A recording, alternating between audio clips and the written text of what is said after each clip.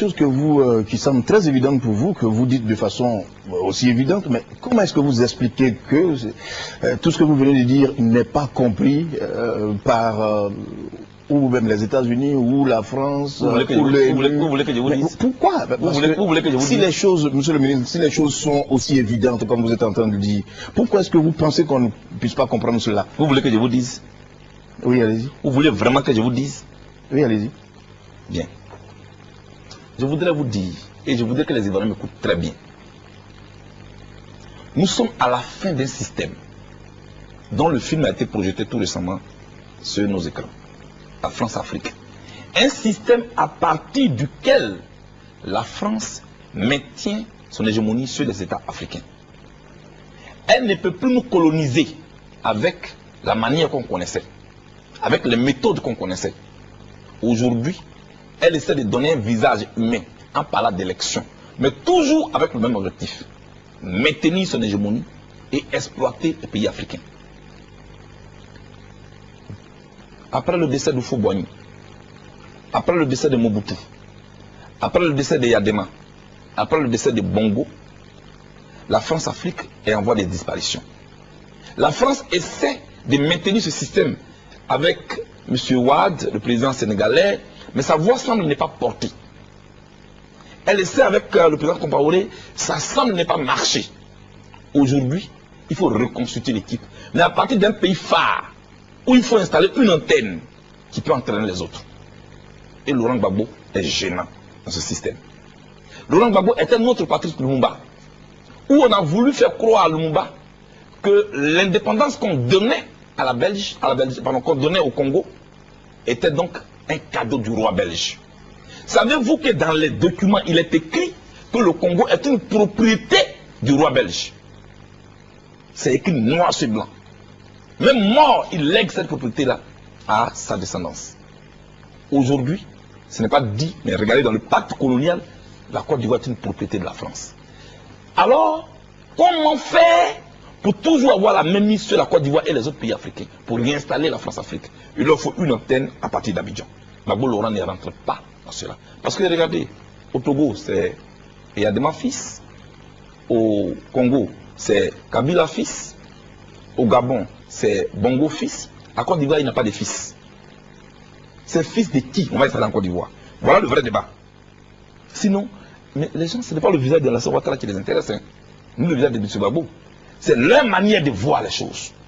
L'autre est favorable au système France-Afrique, l'autre y est opposé. Je voudrais vous dire, M. Lansine, que l'objectif c'est d'enlever M. Gbagbo au pouvoir par toutes les manières. Même si le président Youssouf Bagayoko, depuis la CEI, avait déclaré M. Gbagbo président, on aurait déclenché une autre crise à travers M. Thioye. Parce qu'on vous dit toujours, M. Damana Pikas, membre de la CEI proche de Gbagbo. On ne dit jamais M. Yacouba Bamba, membre de la CEI proche de M. Ouattara. Ils étaient en train de nous amener à cela, pour dire que les résultats qui s'apprêtent à être annoncés étaient de faux résultats, parce que M. Youssouf Bagayoko était manipulé par M. Gbagbo. Je vais vous dire que nous sommes dans une révolution, où nous voulons clairement notre indépendance vraie. Mais ce hold-up électoral, ce traquenard électoral dans lequel on nous a mis, ça ne peut pas passer et ça ne passera pas. Quand on demandait ici le désarmement, c'est comme si on touchait une plaie. On nous a fait croire qu'on pourrait aller aux élections sans le désarmement. Je n'ai jamais vu ça quelque part. Mais si le président Gbagbo le refusait, on dirait qu'il ne veut pas aller aux élections. Voilà aujourd'hui que M. Diom Soro, parce qu'il veut être Premier ministre, il a utilisé ses hommes pour chasser tous les représentants du président Gbagbo de tous les bureaux. Aujourd'hui, tout le monde fuit les zones. Et personne n'en parle. Des gens prennent les armes, ils sont installés à Bobo, ils incendient un immeuble où ils calcinent un soldat ivoirien. Personne n'en parle et les images existent. Pendant les élections, la terreur est sonnée par les hommes de M. Ouattara et de M. Soro 3 jours avant les élections. Personne n'en parle. Et M. Thioye vient s'asseoir tout bonnement pour réciter sa leçon.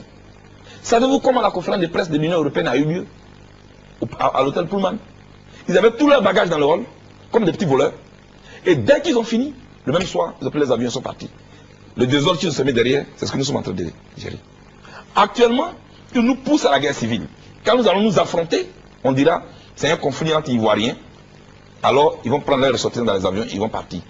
Quand allons-nous prendre conscience Quand allons-nous prendre conscience? Quand allons-nous prendre conscience pour comprendre que ce qu'ils sont en train de faire, ils font croire à M. Ouattara qu'il a gagné. Mais ils ont un schéma souterrain que personne ne connaît. Et le schéma là, il est simple. Exploiter la Côte d'Ivoire. Sinon, si vous pensez que notre pays n'est pas important dans votre système, mais laissez-nous en paix. Et laissez-nous avec nos règles que nous nous sommes fixées nous-mêmes. Ce même conseil constitutionnel là, c'est lui qui a permis à travers sa décision à M. Ouattara d'aller aux élections. M. Bédié pourrait dire qu'il ne reconnaît pas la décision du conseil constitutionnel. Puisque dès que le conseil constitutionnel a rendu les résultats définitifs, pendant que le président Bédié criait fraude, mais M. Ouattara pouvait dire qu'il ne va pas au second tour, parce qu'il ne reconnaît pas le conseil constitutionnel. Mais pourquoi a-t-il accepté les décisions de ce conseil constitutionnel qu'il combat aujourd'hui? Pourquoi a-t-il écrit une lettre où il a prêté serment dans un document qu'il a remis au conseil constitutionnel s'il ne reconnaît pas les décisions de ce conseil? Je veux dire, je suis bien d'accord qu'on n'aime pas M. Gbagbo, sa femme l'aime, ses enfants l'aiment, ça suffit pour lui. Oui. Tout ce qu'on leur demande, c'est de respecter les règles de la Côte d'Ivoire. M. Charles Blé Goudé, aujourd'hui, on parle de plus en plus d'un comité d'évaluation de la crise. Est-ce qu'aujourd'hui, en parlant de ce comité d'évaluation de la crise, on peut accepter l'idée d'un recomptage des voix dans les zones en cause pour une solution? Monsieur Lassine, moi... Est-ce que c'est envisageable le recomptage? Mais pourquoi le recomptage n'est pas envisageable? Le recomptage est envisageable. Mais au-delà du recomptage, les conditions même dans lesquelles les élections ont eu lieu et les conditions dans lesquelles les résultats obtenus qu'on veut compter là ont été obtenus. Est-ce que nous sommes d'accord qu'à Kourougo c'était la chasse à l'homme? Est-ce que nous sommes d'accord qu'à Ferke c'était la chasse à l'homme? Est-ce que nous sommes d'accord que dans les zones sous contrôle de M. Soro Guillaume, le roi Guillaume Soro, le premier ministre né de la Côte d'Ivoire, celui pour qui on doit détruire notre pays, est-ce que nous sommes d'accord que dans les zones que ces hommes contrôlaient, il n'y a pas eu d'élection et que tous les gens ont été chassés? D'abord, il faut préciser cela. Est-ce qu'en France, si dans une zone, les soldats français chassent les individus de leur bureau de vote et les empêchent d'exprimer leurs droits, est-ce que cela est acceptable? D'abord, ça c'est un point. Deuxièmement, nous recomptons les voix. Comment sommes-nous passés de 60% de taux de participation à 81% de taux de participation? Du coup, tous les observateurs en Côte d'Ivoire reconnaissaient que le taux de participation avait baissé. Et que dans les zones favorables au président Bédié, il y a eu un fort taux d'abstention. Est-ce que cela est ressorti dans les résultats?